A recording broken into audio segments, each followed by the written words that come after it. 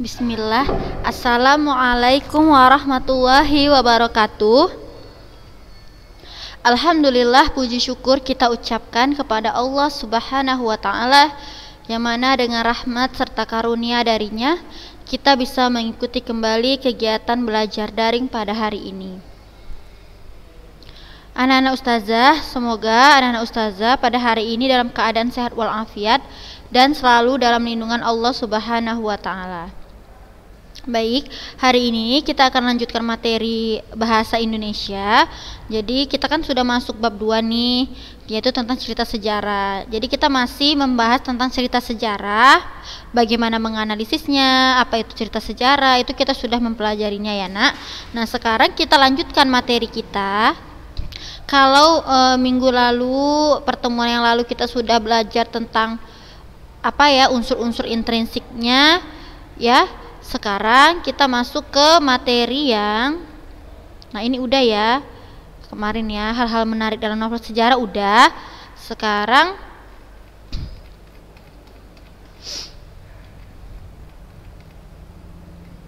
hari ini kita akan belajar mengidentifikasi struktur teks cerita sejarah. Nah sebenarnya untuk struktur ataupun unsur dari cerita tersebut itu sama ya, karena kita kan udah pernah belajar ya cerita pendek dulu ya waktu kelas 11 ya. Jadi strukturnya itu sama karena dia akan merupakan teks cerita. Nah jadi apa-apa saja strukturnya tidak salah ya untuk kita mengulang. Jadi anak-anak ustazah nanti apabila ingin membuat suatu tulisan jadi tahu nih tahap-tahapnya terlebih dahulu apa dulu yang dibuat ya. Nah, novel sejarah seperti juga novel-novel lainnya, termasuk dalam genre teks cerita ulang. Novel sejarah juga mempunyai struktur teks yang sama dengan struktur novel lainnya, yaitu orientasi, pengungkapan peristiwa, raising action, komplikasi, evaluasi atau resolusi, dan koda. Nah, kita bahas ya satu-satu. Apa itu pengenalan situasi cerita? Jadi, pengenalan situasi cerita itu sama dengan exposition atau orientasi. Jadi orientasi ini merupakan awal mula cerita. Ya, biasanya ya awal mula cerita ini dia memperkenalkan setting cerita, bisa berupa tokoh, latar waktu ya kan, maupun peristiwanya. Nah, biasanya terletak di bagian awal dalam cerita, yaitu paragraf pertama. Namanya orientasi ya, berarti dia memperkenalkan tokoh, latar ataupun alur seperti itu. Nah, yang kedua ada pengungkapan peristiwa. Apa itu pengungkapan peristiwa? Yaitu dalam bagian ini disajikan peristiwa awal yang menimbulkan berbagai masalah, pertentangan ataupun kesukaran-kesukaran bagi para tokohnya. Nah, jadi pengungkapan peristiwa ini adalah bisa dibilang awal timbulnya masalah ya. Jadi pengungkapan peristiwa ini adalah awal timbulnya masalah. Jadi anak-anak ustazah, sebelum masalah itu membesar pasti ada nih latar belakang kenapa sih terjadinya masalah tersebut, seperti itu ya. Contohnya kita marah pada seseorang ya, kita marah sama teman kita, pasti ada latar belakangnya kenapa kita bisa semarah itu sama dia. Entah itu latar belakangnya karena dia misalnya mengingkari janjinya gitu kan. Nah itu bisa menjadi awal mula masalah. Jadi pengungkapan peristiwa sekali lagi adalah awal timbulnya suatu masalah ataupun pertentangan. Nah yang ketiga, apa itu yang ketiga? Yang ketiga adalah menuju konflik atau raising action. Apa itu menuju konflik? Yaitu terjadi peningkatan perhatian, kegembiraan, kehebohan, ataupun keterlibatan berbagai situasi yang menyebabkan bertambahnya kesukaran tokoh. Nah, jadi menuju konflik ini para tokoh ini ya yang terlibat pada cerita itu udah mulai muncul semuanya. Nanti ada yang membela, kan tahu kan tokoh-tokoh protagonis, antagonis, tritagonis itu pokoknya muncullah semuanya ya. Jadi menuju konflik ini terjadilah kehebohan. Yang tadi awalnya itu awal mula masalah itu masih biasa saja, tiba-tiba masalahnya itu terus memuncak gitu kan, sehingga melibatkan banyak pihak, sehingga bertambahlah tokoh-tokoh, ada tokoh penentang, ada tokoh yang membela, ya kan, ada seperti itu kan, ada tokoh yang misalnya dia juga jahat, mendukung yang si jahatnya itu. Jadi seperti itu namanya menuju konflik. Pokoknya banyak terlibat para tokoh. Nah, yang keempat, puncak konflik. Apa itu puncak konflik? Yaitu turning point atau komplikasi. Pada puncak konflik, bagian ini disebut pula sebagai klimaks. Inilah bagian cerita yang paling besar dan mendebarkan. Pada bagian ini pula ditentukannya perubahan nasib beberapa tokohnya. Misalnya, apakah dia kemudian berhasil menyelesaikan masalahnya ataukah gagal. Nah, yang namanya puncak konflik berarti konfliknya itu meningkat. Ya, klimaks itu adalah suatu hal yang sudah maksimal gitu loh. Jadi masalahnya itu benar-benar memuncak, melebar kemana-mana, sehingga ya disitulah ya kita tahu apakah tokohnya tersebut bisa menyelesaikan masalahnya ataukah gagal. Kan ada tuh di cerita-cerita, ada apakah dia sad ending atau happy ending kan, itu di akhirnya kan. Misalnya dia yang berjuang merebutkan kekuasaan. Pada puncak konflik itu dia mungkin berperang, entah dia tertusuk atau dia berhasil, kita nggak tahu ya kan. Nah, itu namanya puncak konflik, yaitu ya bagian yang disebut dengan klimaks. Nah, di bagian puncak konflik inilah adalah bagian yang paling mendebarkan, bagian paling ditunggu-tunggu biasanya dalam suatu cerita, ya. Paham ya anak-anak ustazah ya? Nanti kita usai kasih tahu contohnya seperti apa. Nah, lalu penyelesaian apa? Penyelesaian itu adalah resolusi atau evaluasi. Sebagai akhir cerita, pada bagian ini berisi penjelasan ataupun penilaian tentang sikap ataupun nasib-nasib yang dialami tokohnya setelah mengalami peristiwa puncak itu. Pada bagian ini pun sering pula dinyatakan wujud akhir dari kondisi ataupun nasib akhir yang dialami tokoh utama. Nah, jadi anak-anak ustazah, karena masalah sudah dari awal mula udah ada masalah, mulai masalah itu menghebohkan, di situ banyaklah tokoh berdatangan kan, masuklah masalah itu mulai memuncak, makin kisruh lah karena udah ramenya tokoh-tokoh ini tadi, ada yang membela, ada yang inilah begitu memfitnah dan segala macam. Nah, jadi pastilah sebanyak-banyaknya masalah pasti akan ditemukan namanya solusi atau penyelesaian. Baik ya, jadi penyelesaian dalam cerita itu harus ada supaya ceritanya nggak gantung gitu ya kan. Jadi cerita dalam sebuah teks itu harus ada penyelesaiannya supaya cerita tidak gantung.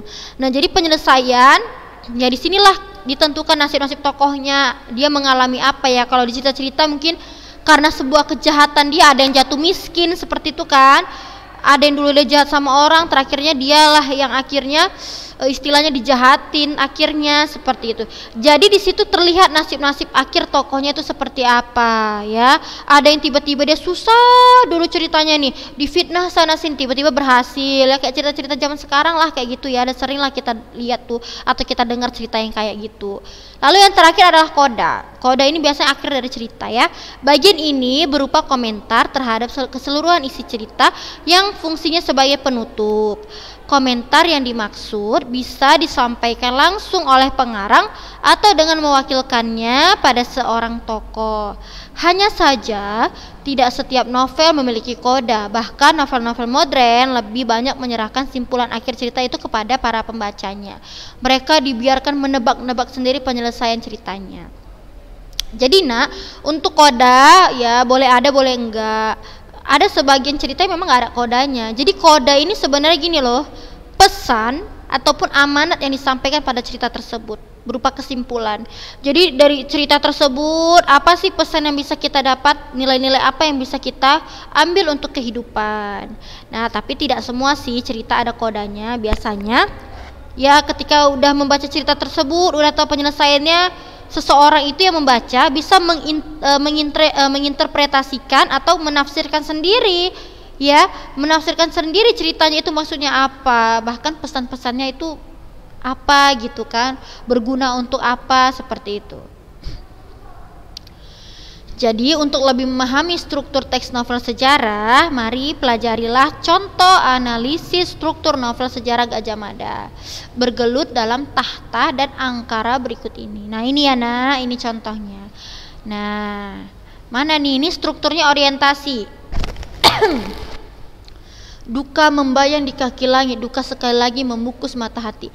Ada banyak hal dicatat Pancakrasa, banyak sekali. Kesedihan kali ini terjadi bagai pengulangan peristiwa 19 tahun yang lalu yang ditulisnya berdasar kisah yang dituturkan ayahnya.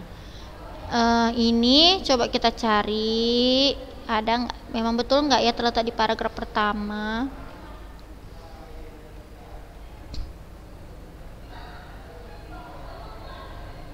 Oh, paham. Jadi ustazah ini cerita ringkasannya ya rupanya ya. Ini kan ada titik-titik ini kan. Nah, ini ada paragraf pertamanya nih sebenarnya nak. Jadi ini hanya inti ceritanya aja nya rupanya, sinopsisnya. Jadi ini dia yang cerita sebenarnya itu sesuai struktur. Nih ya.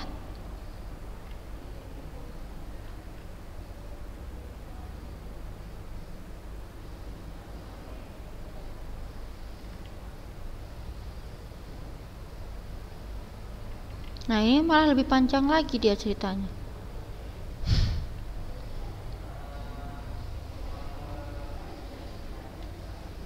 Ini tentang Gajah Mada nggak ya? Gajah Mada sama kan ceritanya tentang Gajah Mada, kok kayaknya agak lain dikit ya. Mungkin ini ringkasannya kali ya. Iya mungkin. Samanya. Nah ini kutipannya ya, nggak lengkap. Inilah dia lengkapnya. Ya udah, kita pakai contohnya yang cerita Gajah Mada. Seperti di tabel, ini nak terletak di paragraf pertama. Kenapa ini dikatakan orientasi? Karena di sini sudah secara tergambar lah, udah diceritakan situasi ceritanya nih. Duka membayang di kaki langit, duka sekali lagi membungkus mata hati. Ada banyak hal yang dicatat Pancakrasa. Banyak sekali kesedihan kali ini terjadi bagai pengulangan peristiwa 19 tahun yang lalu yang ditulisnya berdasar kisah yang dituturkan ayahnya. Samenaka karena ketika peristiwa itu terjadi Pancaksara masih belum bisa dibilang dewasa. Nah, ini kenapa dikatakan orientasi? Di sini dia sudah mengenalkan tokohnya, ada ada Pancaksara. Ada latar peristiwanya atau suasananya itu adalah suasana duka, ya kan? Ada latarnya sudah dikatakan di sini. Nih, peristiwa 19 tahun yang lalu ini merupakan latar waktu ya. Sudah dikenalkan di sini. Berarti ini kejadiannya zaman dulu ya kan? Zaman dulu lah ya. Nih. Pada siapa? Karena memang lebih dari itu segenap prajurit merasakan gejolak yang sama oleh. Baik, disinilah dia ya orientasinya pengenalan cerita. Kala itu tahun 1309, segenap rakyat berkumpul di alun-alun. Semua berdoa, apapun warna agamanya, apakah Siwa, Buddha maupun Hindu. Semua arah perhatian ditujukan dalam satu pandang ke Purawaktra yang tidak dijaga terlampau ketat. Segenap prajurit bersikap sangat ramah kepada siapapun karena memang demikian sikap keseharian mereka. Lebih dari itu, segenap prajurit merasakan gejolak yang sama oleh duka mendalam atas gering yang diderita Kerta Rajasa Jayawardana. Ini orientasi, benar ya, ini masih pengungkapan berisi penjelasan tentang latar waktu dan situasi cerita yang akan diceritakan yaitu pada masa kerajaan Majapahit. Jadi ini latar tempatnya itu pada saat kerajaan Majapahit ya, nah istananya ya. Nah, disinilah sudah diungkapkan tokohnya, waktunya serta situasi ceritanya. Tahu tadi kan waktunya ini 1309. Terus tuh ini 19 tahun yang lalu. Itu latar waktu namanya. Baik ya, kita lanjutkan. Ini struktur pengungkapan peristiwa. Dan ketika Bende Kiai Samudra dipukul bertalu, tangis serentak membuncah. Ayunan pada bende yang getar suaranya mampu menggapai sudut-sudut kota merupakan isyarat yang sangat dipahami. Gelegar bende dengan nada satu demi satu. Namun berjarak sedikit lebih lama dari isyarat kebakaran merupakan pertanda sang Prabu mangkat. Semua orang yang mendengar isyarat itu merasa denyut, jantungnya berhenti berdetak. Nah, ini awal mula terjadinya masalah, lihat ya. Dan ketika Bende Kiai Samudra dipukul. Nah, ini udah awal mula masalah nih, pengungkapan peristiwanya ya. Di bilik pribadinya Sang Prabu Kertarajasa Jayawardhana yang ketika muda sangat dikenal dengan sebutan Raden Wijaya membeku. 4 dari 5 istrinya meledakkan tangis. Nah, ada tangisan di sini. Di sini suasananya sudah berubah, Nak. Di sini suasananya sudah apa ya istilahnya? Sedih lah suasananya di sini, khawatir seperti itu kan? Ya, artinya ada awal mula masalahnya di sini ya. Nih, ada isyarat kebakaran. Semua orang yang mendengar isyarat itu merasa denyut, jantungnya berhenti berdetak. Nah, keterangannya Nak, pada bagian ini penulis menyajikan peristiwa kematian Sang Prabu. Iya benar. Peristiwa kematian Sang Prabu Kertarajasa Jayawardhana. Kematian Sang Prabu inilah yang menjadi penyebab munculnya permasalahan dalam cerita selanjutnya. Oh, baik-baik, di sini Prabunya ternyata mati ya kan? Karena ini bahasanya kayaknya tinggi kali gitu. Nih, oh mungkin mangkat ini artinya ini ya kali ya. Istilahnya udah nggak ada lagi gitu. Udah meninggal gitu mungkin maksudnya ya, mangkat ini artinya ya. Nanti bolehlah kita cari ya. Nih. Namun berjarak sedikit lebih lama dari isyarat kebakaran merupakan pertanda Sang Prabu mangkat. Semua orang yang mendengar isyarat itu merasa denyut, jantungnya berhenti berdetak. Di bilik pribadinya Sang Prabu Kertarajasa Jayawardhana yang ketika muda sangat dikenal dengan sebutan Raden Wijaya membeku. 4 dari 5 istri yang meledakkan. Oh gitu, iya ya. Jadi di sini memang penulis menyajikan peristiwa tentang kematian si Sang Prabu sehingga menyebabkan permasalahan. Nih di sini tokoh Gajah Mada mulai menghadapi banyak persoalan. Kita lanjutkan. Nah, tadi awal mulanya ya meninggal si Prabu tadi menuju konflik.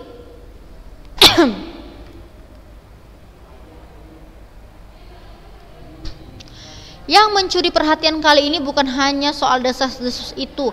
Sepeninggal kala Gemet, Srijaya Negara dengan segera muncul pertanyaan, siapa yang akan naik tahta menggantikannya? Iya, jadi ini masalah tahta ya, karena kan udah meninggal sih tadi tuh si Prabu tadi, pasti tahtanya lah dari keturunannya.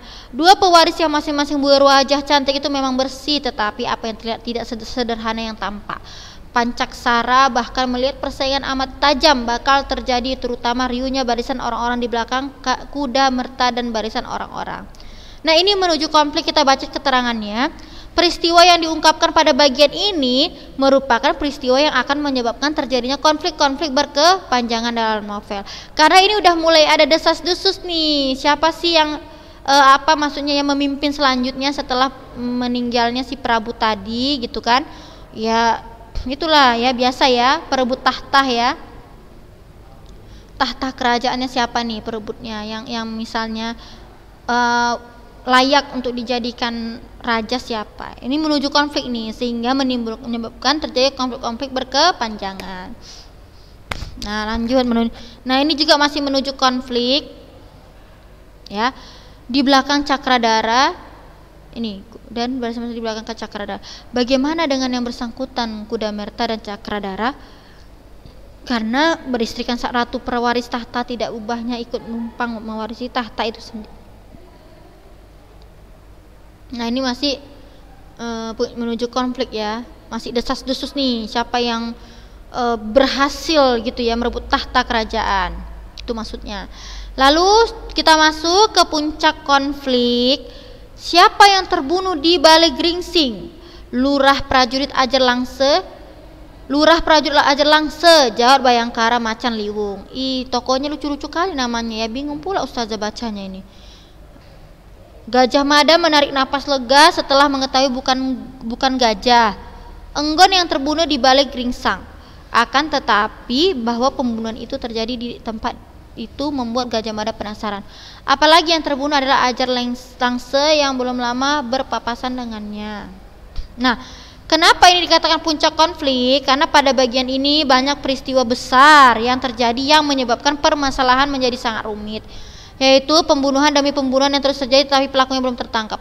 Oh ya, paham Ustazah. Jadi ceritanya ini udah tadi desas-desus nih. Ya mungkin karena merebutkan suatu tahta kerajaan, jadi sering terjadi pembunuhan ya di cerita tersebut. Pembunuhan yang kita nggak tahu, di cerita ini nggak tahu siapa yang membunuhnya, dan itu menjadi misterius ya. Kayak ini, siapa yang terbunuh di Balai Geringsang? Lurah prajurit Ajar Langse, jawab Bayangkara macan linggung. Gajah Mada menarik napas lega setelah mengetahui bukan gajah. Enggon yang terbunuh di Balai Geringsing, Embon yang terbunuh di Balai Geringsing, akan tetapi bahwa pembunuhan itu jadi di tempat itu membuat Gajah Mada penasaran. Apalagi, nah jadi si Gajah Mada ini berusaha mencari tahu siapa lah yang membunuh, yang melakukan kejahatan seperti itu. Nah disinilah masalahnya sudah mulai rumit, karena masalah terbesarnya adalah mereka tidak tahu siapa pembunuhnya, dan terus terjadinya adanya korban karena pembunuhan tersebut ya. Nah ini mulai resolusi. Balai prajurit ramai sekali. Berita mengenai ditangkapnya pemimpin orang-orang yang berniat melakukan makar dengan cepat menyebar. Makar ini melakukan perusakan ya nak ya. Ketika melintas pasar Daksina, prajurit Bayangkara yang membawa pulang pimpinan pemberontak yang tertangkap di Karang Watu. Maka dengan segera berita itu menyebar ke penjuru kota. Lebih-lebih ketika hari merambat siang, tawanan dalam jumlah lebih banyak diangkut dengan kereta kuda menuju kota raja di bawah pengawalan gabungan pasukan Jalapati dan Sapu Bayu. Menurut kabar, yang tertangkap sebenarnya lebih banyak lagi, namun masih menempuh perjalanan dengan berjalan kaki. Ini resolusi. Nah, kenapa ini dikatakan resolusi? Karena penyelesaian permasalahan atau konflik di kerajaan Majapahit dilakukan tokoh utama Gajah Mada, kan betul kan? Jadi si Gajah Mada ini tadi yang berusaha untuk mencari tahu lah solusinya siapa yang membunuh gitu loh. Jadi si Gajah Mada ini tadilah yang berkorban ya, dirinya berkorban untuk menemukan siapa sih pembunuh tersebut. Dengan menangkap semua pelaku kerusuhan. Jadi karena perebutan tahta tadi, banyaklah muncul orang jahat, tokoh-tokoh jahat yang memang tidak menginginkan ya, yang berdiri, yang memimpin kerajaan tersebut adalah yang bukan pilihannya gitu ya. Paham ya nak ya? Nah, kita baca lagi resolusinya. Di sini sudah menemukan solusinya, udah tertangkap tawanan-tawanannya. Lanjut ya. Gajah Mada sedang berada di Antawulan saat mendapat beberapa laporan dari Lembu Pulung. Ya Allah, namanya lucu-lucu kali. Bayangkara Gagak Bongol yang memimpin kerja besar percandian dan pengerjaan Jayanegara di beberapa tempat sekaligus ikut menyimak pembicaraan antara Gajah Mada dan Lembu Pulung, termasuk Bayangkara Gajah Geneng dan Macan Liwung yang datang menyusul. Dengan ringkas dan jelas Lembu Pulung menuturkan apa yang terjadi. Begitulah Kakang, dalam penyergapan itu kami berhasil menangkap Raden Panji Rukmamurti yang yang menjadi pimpinan gerakan makar itu. Nah, ternyata di sini sudah didapatilah pelaku utamanya, yaitu Raden Panji Rukmamurti yang menjadi pimpinan gerakan makar itu. Namun tidak berhasil menangkap Rangsang Kumuda, kata Lembu Pulung. Tak apa, Rangsang Kumuda atau Pakering Sarumurda sudah mati. Semalam kami hampir berhasil menyergapnya hidup-hidup, tetapi ada orang tak dikenal yang mendahului melepas anak panah. Siapa pembunuhnya? Gelap Gulita. Siapa pembunuhnya? Gelap Gulita. Terus siapa Raden Panji Rukmamurti itu? Bangsawan dari mana dia? Nah itu ya. Nah ini termasuk resolusi. Disinilah sudah mulai ada jalan terang, sudah ditemukan lah, bahkan yang mempelopori ya, pelopor makar tadi itu udah ketahuan gitu kan ya, sudah didapatilah siapa kepala makarnya. Nah ini namanya sudah menuju penyelesaian nih, berarti udah nampak ya nasib-nasib para tokohnya. Paham ya nak ya? Tadi nasib si Gajah Madanya ya, dia itulah nasibnya malah dia bagus karena dia sudah mendapati ya tawanan-tawanan yang menjadi makar tersebut. Nah, terus nasib tokoh-tokoh lainnya ya, seperti nih Rukmamurti. Lihat Rukmamurti ya, nasibnya apa? Saking dia mungkin mau ini ya, ingin menjadi apa namanya tahta kerajaan itu, mendapati tahta kerajaan, maka dia membuat makar yang akhirnya apa, nasib dia menjadi tahanan ya. Nih, nasib-nasib para tokohnya ini jadi mati. Ini Rangsang Pemuda pun jadi mati gara-gara dia membuat makar. Itu nasib-nasibnya. Lanjut, ya, struktur koda. Diah Menur berbalik dengan memejamkan mata. Diah Menur, Hardiningsi yang menggendong anaknya dan Prada Bapsu yang juga menggendong anaknya berjalan makin jauh ke arah surya di langit barat, dan sang waktu sebagaimana kodratnya akan mengantarkan kemanapun mereka melangkah. Sang waktu pula yang menggilas semua peristiwa menjadi masa lalu. Nah, anak-anak ustazah, ini adalah kata-kata pesan yang disampaikan dari sebuah cerita. Biasanya terletak pada koda. Di sini terdapat amanatnya. Keterangannya, pada bagian akhir novel, penulis memberikan pernyataan tentang semua peristiwa yang terjadi dengan kalimat penutup, sang waktu pula yang menggilas semua peristiwa menjadi masa lalu. Betul ya? Jadi ini berupa pesan, ini pesannya dari penulis. Sang waktu pula yang menggilas semua peristiwa menjadi masa lalu. Iyalah, karena waktu dengan waktu ada masa depan, ada masa sekarang, dan ada masa lalu. Menggilas itu apa ya? Bolehlah kalian cari arti-artinya ini. Ini pakai kata kias soalnya ini ceritanya.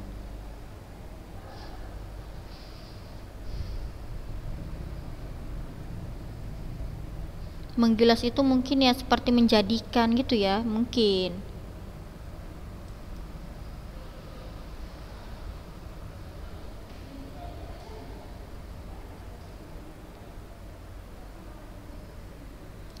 Nah, jadi itu ya anak-anak ustazah. Jadi untuk koda, tidak semua cerita ada kodanya. Boleh kok cerita itu nggak pakai koda. Biasanya ya si pembacanya lah yang menginterpretasikan sendiri makna dari cerita tersebut. Tapi kalau ini nggak apa-apa ya.